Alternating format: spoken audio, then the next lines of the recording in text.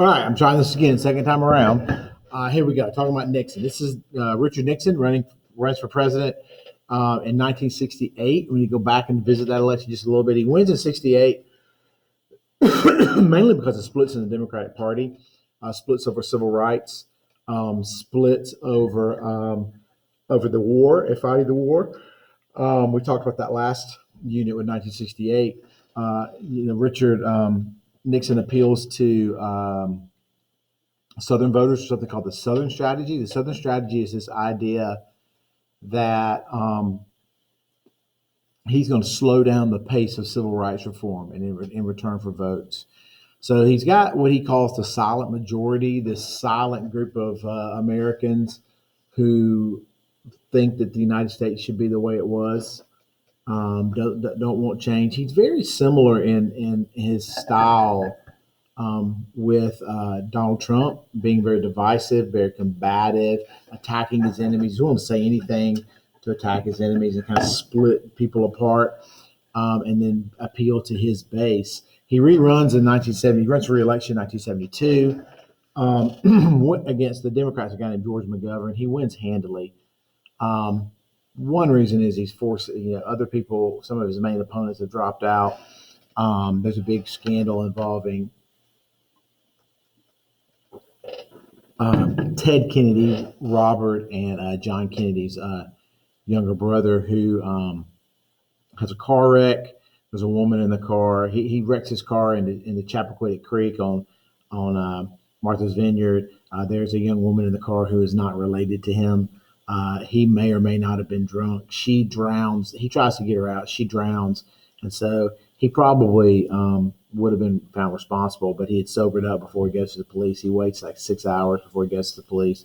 So that scandal kind of ended his presidency. That's again Ted Kennedy. um, this, by the way, this picture always cracks me up because of the sign there where they have misspelled Nixon's name, even though he's been president for 4 years and vice president for 8, but his own supporters can't spell his name correctly. Anyway, so Nixon runs for re-election in 1972 and wins pretty easily.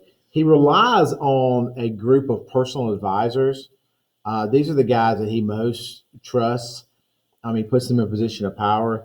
People like in the upper left, H.R. Haldeman, who is his chief of staff, kind of runs his presidential advisors. Uh, the upper right there with the glasses, that is John Ehrlichman, who is his personal lawyer, right, and his chief domestic advisor. So Ehrlichman is kind of the guy that kind of, again, his lawyer and his domestic advisor. Lower left is the attorney general, John Mitchell, who again is somebody that is beholden to Nixon. And the one with the glasses, John Dean, is the John Dean is the White House counsel. So these guys are like his personal advisors, right? And they kind of give him advice and kind of handle things and whatnot. So he relies on that as opposed to the apparatus of the government, right? So these guys are going to get, unfortunately for them, caught up in the Watergate scandal. Um, More on that later. As a president, Nixon believes in having a powerful executive branch. He believes that he's won these elections, so he should be able to do what he wants, say what he wants, and wield this power um, the way that he sees fit. The economy is going to be a huge issue for Nixon. It's quite frankly a huge issue for every president in the '70s. The economy is in a bad shape for a lot of reasons. Johnson had run up huge debts paying for the Vietnam War. He had passed, so he's spending all this money in Vietnam. He's spending all this money on social programs like Medicaid and Medicare and welfare, and he's running up huge debts for the government. He did not raise any taxes either. Um, but now there's this huge debt for the government. Um, on top of that is something else that the economy is going to deal with throughout the '70s. It's called stagflation. It is high inflation with a slow economy. So stagflation means this. Um, the the high inflation means it costs more money to purchase something. Prices are too high. The slow economy means there's slow job growth and slow movement, and so you can't get out of that. If you raise prices to increase employment, it would further slow down the economy. If you drop prices, you would hurt the economy, and the economy slow down even more. So it's kind of this death spiral they're caught in. They can't really get out of, and much of the economy and much of the country deals with that. Much of the United States industry is faced with two big problems during the '70s. Nixon's administration and Ford and Carter's are going on. We now face a lot of competition from foreign markets, right? And they're actually producing better things than we are in the United States. Our manufacturing capability is huge, but the quality's gone down. American cars are not as good as Japanese cars or German cars. Uh, it's also harder to get raw materials. There's a scarcity there. We're having more competition from other places to get raw materials. So, because of that, you have this situation where our industry is just not producing good products, and it costs a lot of money. But these industries are what people had for jobs. And in the '70s, factories are closing down all over the place. We have high unemployment, right? Nixon's problem is Nixon tries to deal with the inflation side of it. He cuts spending and he raises taxes, and that just makes the economy worse, right? On top of that, there's an oil embargo in the United States, right?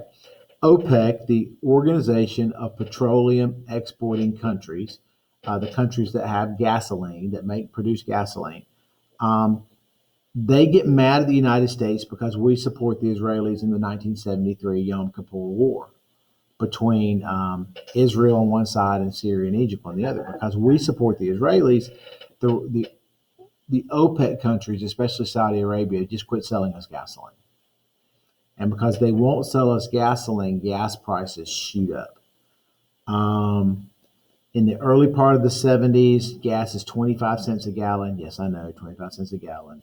That's crazy talk. And it shoots up to anywhere from 65 to 75 cents a gallon. Again, I know you're thinking, oh my goodness, they have to pay $75 for gas, but 75 cents for gas. But imagine this.